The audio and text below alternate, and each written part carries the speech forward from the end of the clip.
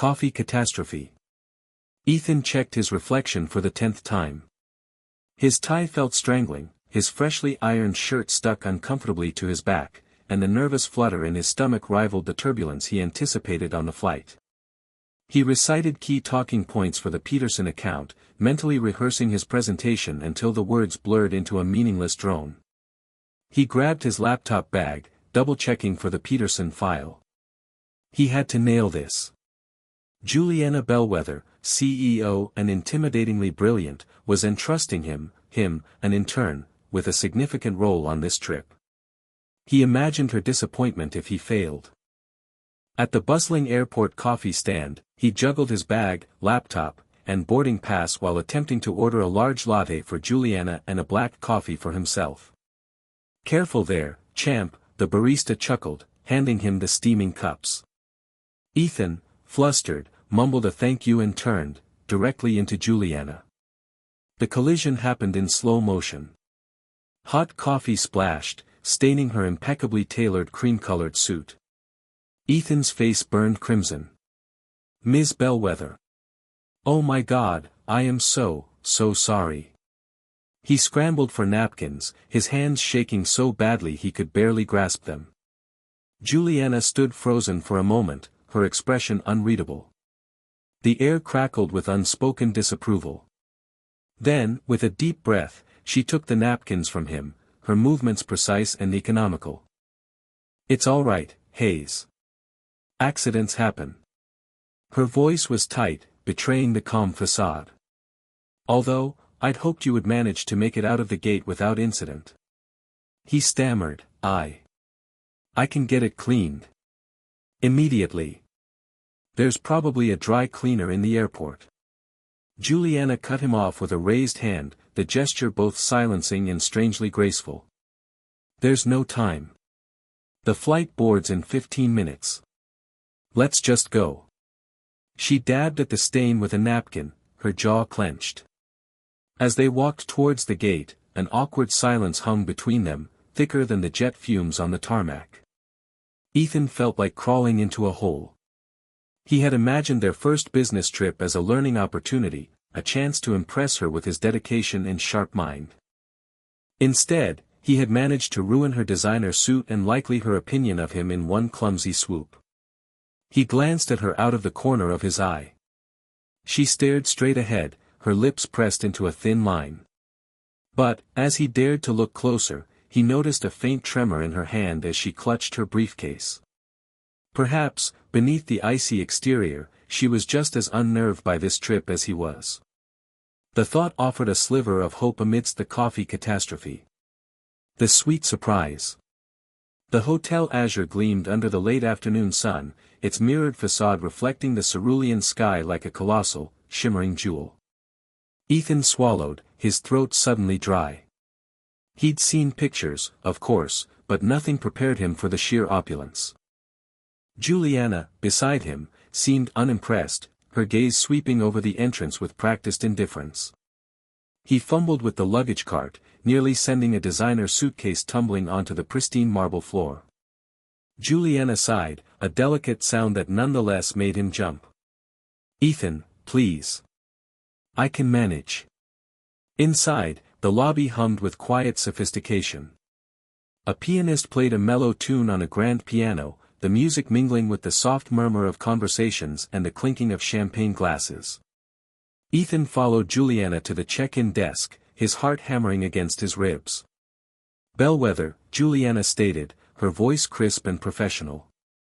The impeccably dressed clerk tapped away at his computer.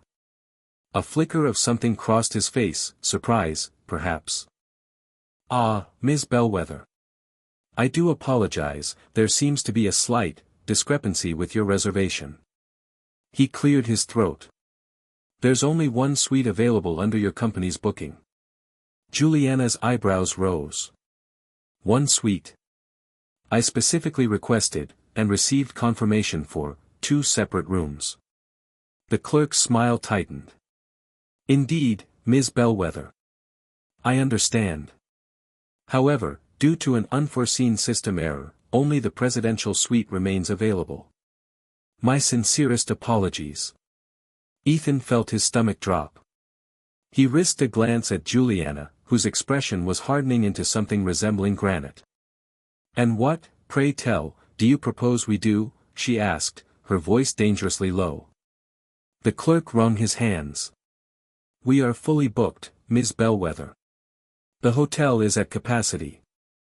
I can offer a substantial discount on the suite, of course." Juliana was silent for a long moment, her gaze fixed on some distant point. Ethan imagined her calculating the cost of finding another hotel, the inconvenience, the potential disruption to their schedule. "Fine," she said finally, her voice clipped. "We'll take the suite. But I expect that discount, and I expect it to be significant." She turned to Ethan, her gaze sharp. "Ethan, you'll take the sofa. I trust that won't be a problem." Ethan nearly choked. The sofa? In the same room as Juliana? This trip was already a disaster. "Of course, Ms. Bellwether. No problem at all." He winced inwardly. He really needed to stop saying, "of course." As they followed a bellhop to the elevator, Ethan couldn't shake the feeling that this trip was about to become a lot more complicated than he'd anticipated. Awkward appetizers. Ethan had spent the afternoon immersed in market analysis reports, desperately trying to glean enough information to hold a conversation with Juliana. He'd highlighted key phrases, memorized growth projections, and even practiced saying "synergistic solutions" in the mirror until it sounded halfway natural. The restaurant, a sleek, modern establishment overlooking the harbor, felt oppressively formal. The linen tablecloths were starched to within an inch of their lives, and the silverware gleamed under the soft lighting. Juliana, already seated when he arrived, looked stunning in a tailored black dress. He stumbled slightly pulling out his chair, nearly knocking over a delicate glass sculpture in the process. "Ethan," she acknowledged with a polite, but tight, smile. "Glad you could make it." "Wouldn't miss it," he replied, a little too enthusiastically. He launched into his carefully prepared speech. "I was reading about the Q3 projections for the Asian market. Seems like a real opportunity for vertically integrated expansion, particularly if we leverage our existing." He trailed off, suddenly aware he was rambling. Juliana took a sip of her water, her gaze unwavering. "While I appreciate your enthusiasm, Ethan, those projections are preliminary.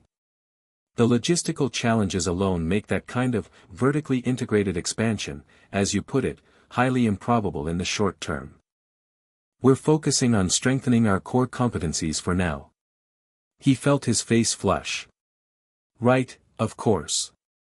Core competencies. Makes sense." The waiter arrived with their appetizers. Ethan, still flustered, pointed at random. "I'll have that one." A plate of escargots in garlic butter arrived. Ethan stared at the snails, his stomach churning. He'd never eaten escargots before. Juliana, meanwhile, elegantly twirled pasta around her fork with an air of amused detachment. He speared one of the snails with a tiny fork, the garlic scent almost overwhelming. He popped it into his mouth, chewed quickly, and swallowed. The texture was unexpected. "Interesting," he mumbled, trying to mask his grimace. "They're an acquired taste," Juliana said, her eyes twinkling. "Rather like the nuances of international finance." Ethan forced a smile. He had a feeling this was going to be a very long dinner. The appetizers were indeed awkward, and he was sure he was making a fool of himself. He couldn't shake the feeling she was waiting for him to slip up again. Thunder and truths. The first clap of thunder rattled the windows, making Juliana jump. She swore softly under her breath, then strode to the window, pulling the heavy drapes closed as if to physically shut out the storm. "I hate thunderstorms," she announced, her voice tight. Ethan, who'd been attempting to decipher the archaic remote control for the television, nearly dropped it. "Really? I always found them kind of exciting."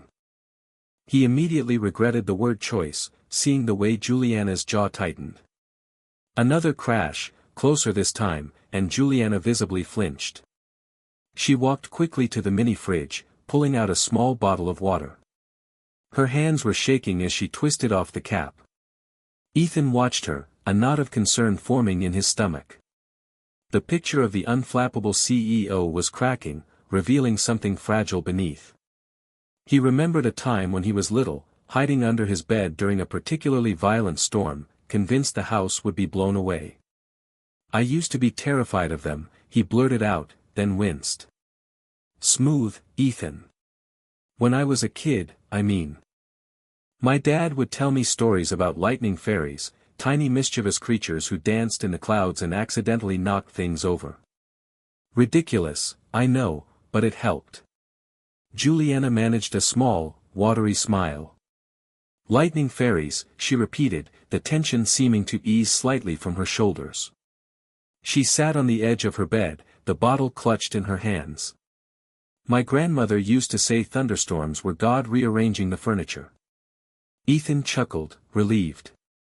He sat on his own bed, the distance between them feeling less like a chasm and more like space. "That's surprisingly comforting." The storm raged outside, but inside the room, a different kind of atmosphere was building. They talked. About their childhoods, about their fears, about the things they secretly loved. Juliana confessed a passion for classic literature, Ethan admitted to writing bad poetry in his spare time. She told him about the sacrifices she'd made to get where she was. He spoke of his anxieties about living up to his family's expectations. Hours melted away, punctuated by the booms and flashes outside.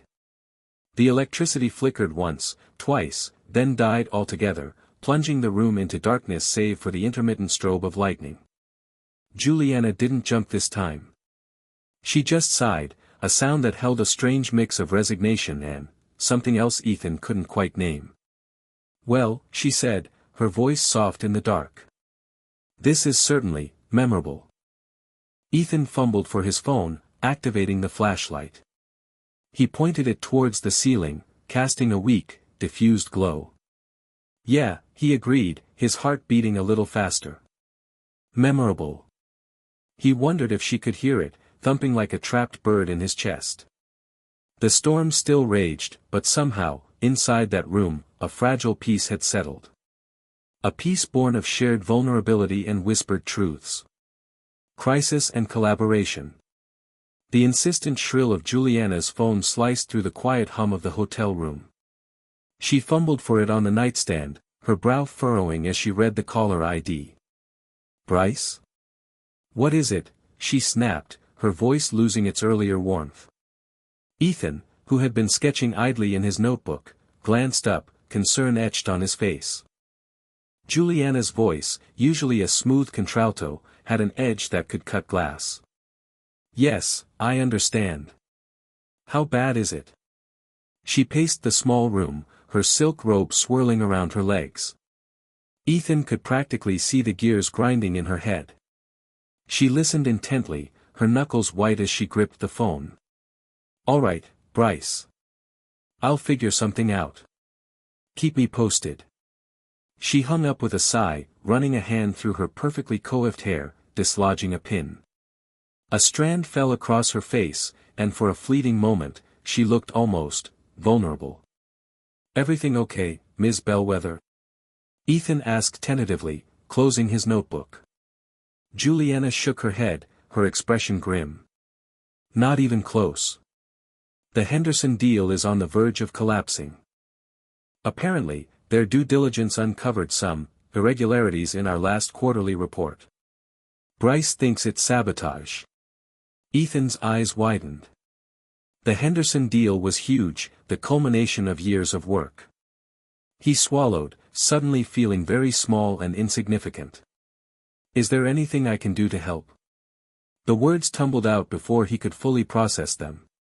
Juliana looked at him, a flicker of surprise crossing her face. "You?" "Ethan, with all due respect, you're an intern." "I know, but..."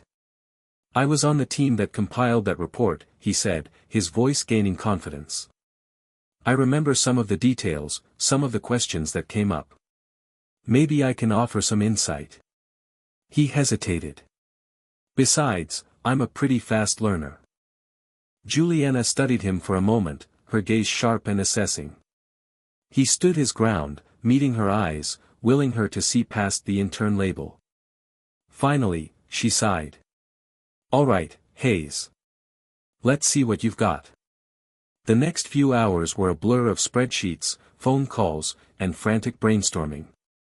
Ethan surprised Juliana with his sharp memory and ability to synthesize information. He pointed out a possible misinterpretation of a particular metric, a nuance that had been overlooked in the initial analysis. As dawn began to paint the sky outside the window, they finally found it, a minor error in the reporting software that had skewed the data.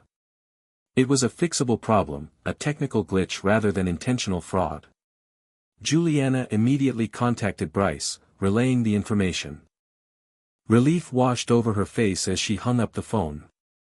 He's going to present our findings to Henderson. He thinks they'll buy it. She turned to Ethan, a genuine smile gracing her lips. You were incredible, Ethan. I don't know what I would have done without you. She yawned, the exhaustion finally catching up with her. Ethan blushed, the compliment warming him from the inside out. He was exhausted too, but a sense of accomplishment competitive sparks. The team-building activities were exactly as Ethan feared, a gauntlet of forced fun. First, an obstacle course involving rope swings and mud crawls, followed by a brain-teaser challenge requiring teams to construct the tallest freestanding tower out of spaghetti, tape, and marshmallows. Ethan, naturally, volunteered for the latter. Juliana, surprisingly agile for a woman in heels earlier that day, emerged from the mud mostly unscathed, a smudge of dirt accentuating her high cheekbones. She joined Ethan's team, her competitive spirit sparking immediately. All right, Hayes, she said, her voice low, let's show them how it's done. Ethan, flustered by her proximity and the implicit challenge, stammered, why yes, Ms. Bellwether. I have a few structural ideas. He launched into a detailed explanation of tetrahedronal stability, drawing diagrams in the air with a marshmallow. Juliana listened, a bemused smile playing on her lips. Just build the damn tower, Ethan. Across the room, David Chen watched them, a glint in his eye. He sauntered over, ostensibly to offer encouragement. Having trouble, Ethan? Perhaps a little, lubrication is in order. He gestured to the table laden with snacks and, as Ethan reached for a piece of tape, subtly knocked over a pitcher of water, drenching Ethan's meticulously arranged spaghetti sticks. Oh, dear, David said, his tone dripping with false sympathy. Clumsy me. Juliana's eyes narrowed, her gaze flicking between David and the ruined tower. Ethan, mortified, scrambled to salvage what he could. It's fine, he mumbled, his face burning. Juliana, however, was not ready to concede. She grabbed a handful of dry spaghetti and, ignoring Ethan's frantic protests about structural integrity, began snapping the pasta into precise lengths. We're improvising, she declared, her voice firm. Think faster, Hayes. Ethan, spurred by her energy and a sudden surge of adrenaline, started assisting, his initial nervousness replaced by a shared focus. They worked in a frenzied silence, a strange, almost electric current passing between them. The tower, a chaotic mess of tape and broken spaghetti, began to rise, defying gravity and Ethan's earlier calculations. David, observing Juliana's intense concentration and the almost imperceptible smile playing on her lips as she worked alongside Ethan, frowned. His carefully orchestrated accident seemed to have backfired spectacularly. Dinner and desire. The restaurant, La Petite Étoile, was tucked away on a cobbled side street, glowing with the warm light of strategically placed lanterns. It felt a world away from the sterile conference rooms they'd occupied all day. Tables draped in crisp white linen were spaced far apart, ensuring privacy. A violinist played softly in the corner, his melody a gentle undercurrent to the hushed murmur of conversation. Juliana's client clearly knew how to set a mood. Ethan adjusted his tie, feeling ridiculously out of place. Juliana, however, seemed unfazed, though a subtle tightness around her eyes suggested a similar unease. She was wearing a dress Ethan hadn't seen before, a deep sapphire that complemented her dark hair. "That color looks stunning on you, Juliana," he blurted out before he could censor himself. Her gaze met his, a spark igniting in her dark eyes. The air crackled. "Thank you, Ethan." The simple words hung in the air, heavy with unspoken meaning. He found himself unable to look away, caught in the intensity of her stare. He noticed the flecks of gold in her irises, the way her lips were slightly parted. "Stop it, Ethan. She's your boss. And twice your age." Juliana looked away first, a faint blush rising on her cheeks. "He's just being polite. He's a good kid. But those eyes." She focused on the menu, the French script blurring before her. The forced intimacy of the evening was getting to her. She hadn't felt this flustered in years. Maybe it was the wine already working its magic, maybe it was Ethan's unexpected compliment. She chided herself for noticing how the candlelight played across his face, highlighting the sharp angles and the boyish charm she usually dismissed. The waiter arrived, breaking the spell. They ordered, Ethan opting for the steak frites, Juliana a lighter salad niçoise. As the waiter retreated, Ethan attempted to steer the conversation back to business, mentioning the positive feedback from the morning's presentation. Juliana responded, but her voice was a little breathier than usual. He could sense the shift in the atmosphere, the subtle current of attraction that hummed between them. It was exhilarating and terrifying in equal measure. He knew he was playing with fire, that pursuing this, whatever this was, would be disastrous. But a small, reckless part of him didn't care. He wanted to know what it would be like to kiss her, to run his fingers through her dark hair. Juliana excused herself to use the restroom, needing a moment to collect herself. "This is ridiculous. I'm acting like a schoolgirl." She splashed cold water on her face, staring at her reflection. She was a successful CEO, a woman who commanded respect. She wasn't supposed to be fantasizing about her intern. But Ethan wasn't just any intern. There was something about him, a genuine warmth and intelligence that she found incredibly appealing. She sighed. This trip was going to be more complicated than she anticipated. Confessions and kisses. The first rumble of thunder vibrated through the floorboards, a low growl that mirrored the tightening in Ethan's stomach. He glanced at Juliana. She was staring out the window, the darkening sky reflecting in her usually sharp, assessing gaze. Now, her face was etched with a vulnerability he hadn't seen before. Rain lashed against the glass, a relentless drumming that escalated quickly. The wind howled, rattling the window panes in their frames. Another storm. He remembered the last one, the awkward silences, the shared glances laden with unspoken tension. Juliana turned abruptly, her voice unusually soft. "I hate storms." Ethan, ever eager to be helpful, blurted out, I could check the weather forecast again." She managed a weak smile. "Thank you, Ethan, but I think the weather is quite apparent at the moment." She walked over to the small sofa and sat down heavily, running a hand through her perfectly styled hair, dislodging a few strands. "It's stupid, I know. But they remind me of things." He hesitated, then sat on the edge of the coffee table, leaning towards her. "Things?" She sighed. "My parents. They argued a lot during storms." Said it masked the sound. Her voice cracked slightly. Ethan's heart ached. The formidable CEO, reduced to a scared little girl by a thunderstorm. He wanted to say something comforting, something profound, but all he could manage was, "That's awful." Juliana looked up at him, her eyes shimmering with unshed tears. "It was. And afterwards, I always felt like I had to be strong. In control. All the time." He reached out instinctively and took her hand. Her skin was surprisingly soft, her grip tight. The electricity between them was palpable, a silent hum that intensified with each roll of thunder. "You don't have to be strong all the time," he whispered, his voice barely audible above the storm. She looked at him, really looked at him, and he saw something in her eyes that made his breath catch in his throat. Something that mirrored the longing he'd been trying so hard to suppress. She leaned in, her gaze fixed on his lips. He swallowed hard, his pulse hammering in his ears. He knew he shouldn't. This was wrong. Professional.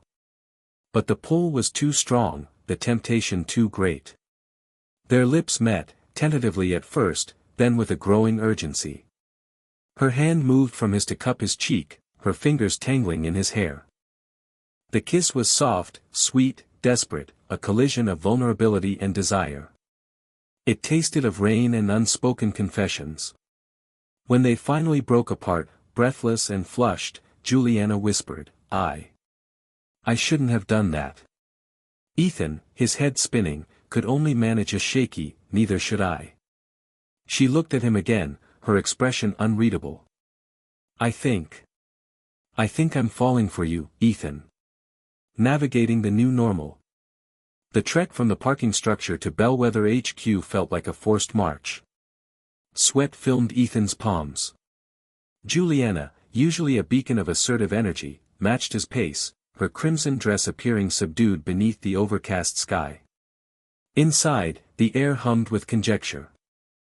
Heads turned as they crossed the lobby, a low murmur trailing them like a persistent draft. Heat crept up Ethan's neck.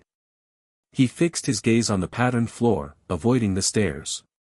Juliana, in contrast, held herself erect, a brittle smile fixed upon her lips. From his perch in the glass-encased office, David Chen observed their arrival, a tick pulsing in his cheek. His meticulously crafted scheme to ruin Juliana's reputation had blown up in his face. Instead of disgrace, it had generated fascination. The realization was galling.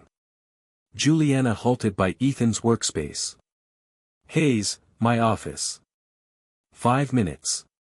Her voice, clipped and precise, betrayed a hint of the agitation she typically masked so well. Ethan's stomach clenched. He spent the ensuing minutes transfixed by the screen, the figures blurring into meaningless shapes. Catastrophe played out in his head, each scenario more dire than the last. When he finally tapped on Juliana's door, the "come in" was sharper than a shard of glass. She stood by the window, a silhouette against the cityscape. Ethan, she began, pivoting to face him, her expression an enigma. This trip. It has stirred up a considerable hornet's nest. I'm deeply sorry, Ms. Bellwether, Ethan blurted, stumbling over his words. I never intended. It wasn't your doing, Ethan, she cut in, a note of fatigue coloring her tone. Nevertheless, we must tread carefully. Image management is paramount. She raked a hand through her coiffure, a rare glimpse of her vulnerability.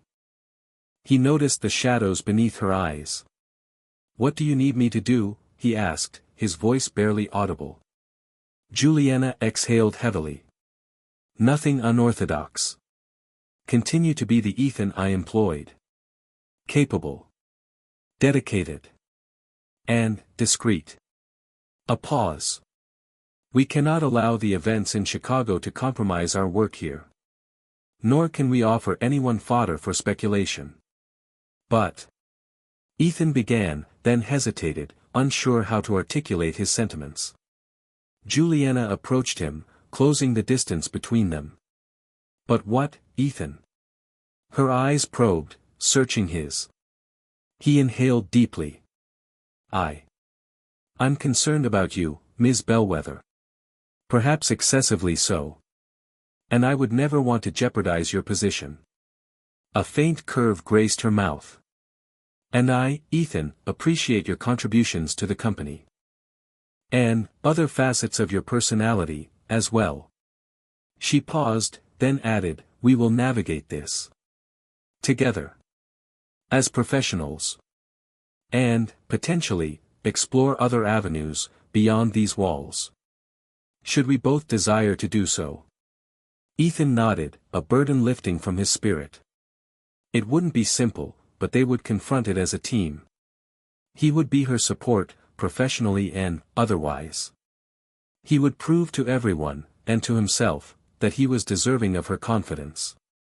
As he departed her office, his gaze locked with David Chen's. A flicker of something unreadable sparked in those eyes. Ethan returned the look, a newly forged resolve hardening his own. He refused to be cowed. He had a purpose to fulfill, and a woman to stand by. One cautious step at a time.